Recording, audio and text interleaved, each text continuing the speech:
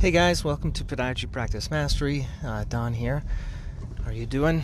I'm going to tell you kind of an experience recently. I had a patient come in.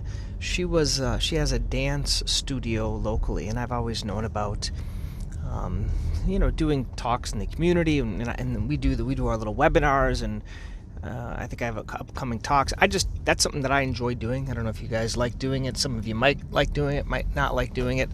But I find it's fun. And so while I was talking to her, I said, out of curiosity, would you be interested in doing a talk for your students? And it's one of those uncomfortable conversations, but she was really excited, and she had a lot of students. And I really maybe I see a couple of students for maybe, they have questions about being on point and stuff like that. So I'll kind of talk, since I don't see a lot of it, what do? I do like everyone else does. I Google some articles, and there's a couple of good podiatrists that have some good articles that might see more than I do. Then the other thing I did is I have a good librarian at our hospital, and she gets me a lot of articles. So if, I was considering in the past, trying to do some prolo therapy, and she got me a ton of articles, and so I've asked her to get me some articles, so I'm preparing for that. But the other thing is I'm trying this time, and I'll put a little link here underneath this audio, is I'm doing I did a Google form. If you're not familiar with Google Forms, it's kind of like SurveyMonkey or something like that.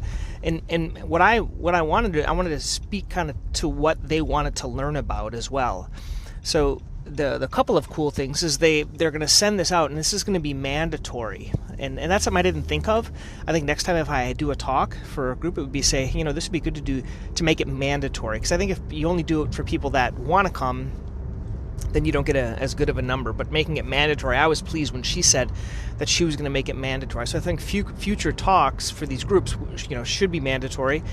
And I sent out this Google form, and then as I get the responses, I'll kind of let you guys know what comes in. But they probably have a lot of the similar questions about when, and the main question they asked me. And so if anyone knows this, email me, please, don@podiatrypracticemastery.com. But when can they go on point? They said, I guess a rate determining factor, I guess, is puberty or something like that for these females.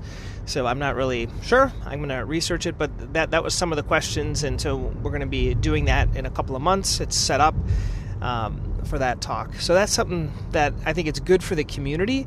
It's fun to do, and then hopefully you can make yourself as a resource to that group and then kind of market it, right? So when that's done, I'm going to make a PowerPoint. And just so you know, it's the whole idea of repurposing content.